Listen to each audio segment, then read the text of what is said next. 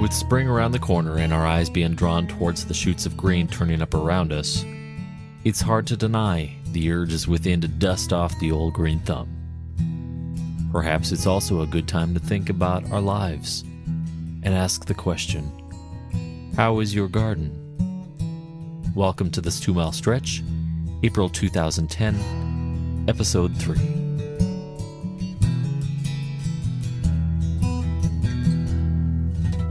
This month my little girl turns 1 year old, and I couldn't be more proud of her.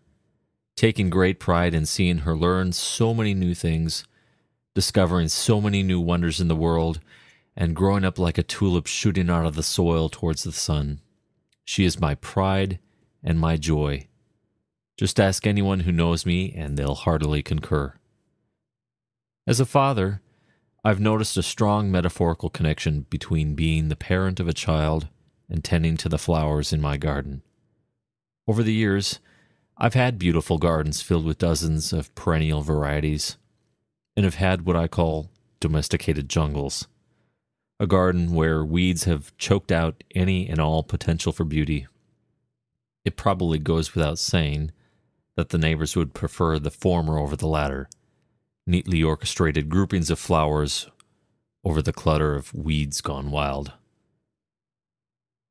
There's no doubt about it, a beautiful garden doesn't happen by accident, nor on its own. Left unkempt, it grows wild, out of control, and is given in to whatever weeds may have decided to reside there. And it gets even worse. You could kill off your investment in the heat of the sun by not offering your plants water, sufficient space and structure to grow, and nourishment to help them reach their fullest potential. Now, I'm no expert gardener, and would never pretend to be so. I've had my fair share of gardens that start out with great intentions, only for them to end up as a source of discussion for my neighbors at their dinner tables. Whether it be a humid 90-degree day or just coming home tired after a long day at work, there have been a whole host of reasons why I may have neglected my gardens. I just put off pulling a few weeds here and there, or neglect to take a moment to water the flowers, or spend a few minutes turning the compost pile. But from first-hand experience, one day's neglect can easily turn into a summer of regret, wishing I would have just taken a little bit more time here and there to make my garden a thing of beauty. When I watch my daughter as she sleeps in her crib, I think a lot about my life, my upbringing, all the opportunities, and all the good things cultivated into my life. I also think about all the proverbial weeds that have sprung up along the way, and the various seasons of my life when I felt desperate for sustenance, times when I really could have used some love and encouragement from a friend. And when I look a little deeper, I see a beautiful flower in my life, one that I've been given the responsibility to care for, to nurture, to love, and to sustain to the end of my days. I would be a fool to neglect the garden that is the life of my child, allowing even but one day to pass when weeds might spring up around her, choking away her innocence, or let her heart grow dry in thinking that she is not loved, or for her mind, heart, and soul to go malnourished without good things tilled into her life. It's a labor of love that requires daily diligence. But the rewards are sweet and have dividends with an everlasting value. And with spring rapidly approaching, it'd be a great time for us all to stop and ask ourselves the question, how is your garden? Here's a short poem for today, simply entitled, Lily.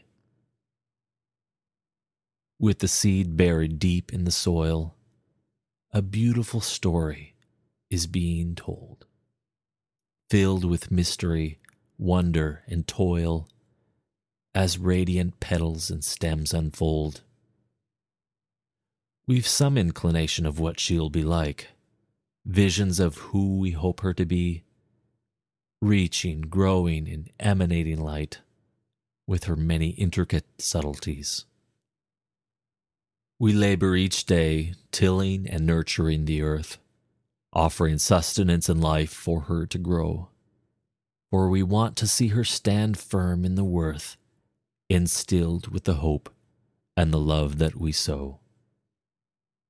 Not a day goes by, not a moment will pass, when I stop and enjoy all that she is and will be. I pour out my heart and my soul as I kneel in the grass and thank my God for my daughter, my precious Lily.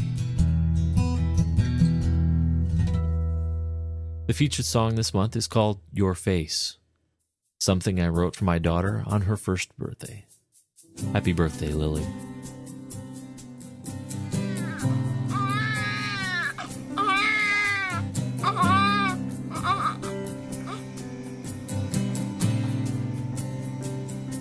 The day I saw you open your eyes, morning broke, a radiant sunrise,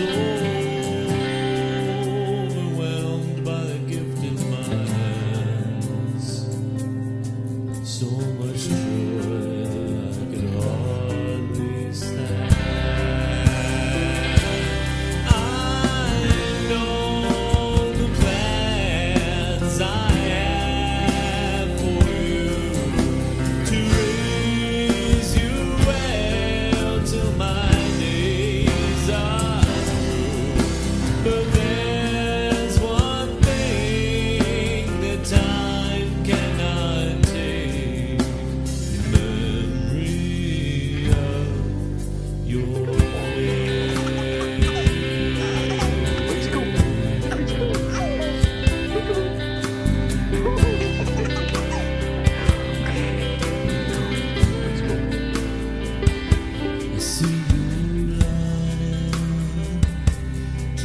On your own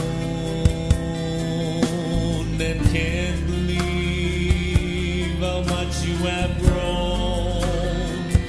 I know someday you will go your own way, but I'll still cherish the beauty of your face. I know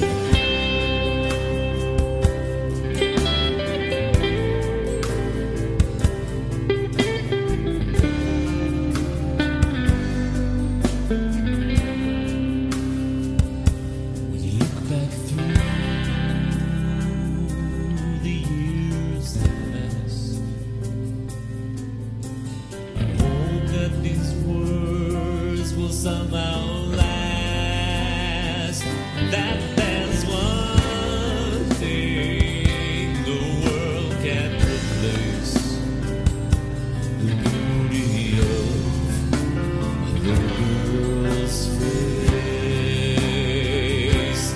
I know the plans. 2 Mile Stretch is a collection of reflections, poetry, photographs, and music by Michael Tangen. All works are copyright 2010, all rights reserved. To purchase the featured song or to order prints from the photographs used in this podcast, visit 2 Mile Stretch and then select Episode 3 from the Episode tab. Thank you for listening to 2 Mile Stretch. Your support, feedback, and patronage is greatly appreciated. Thank you.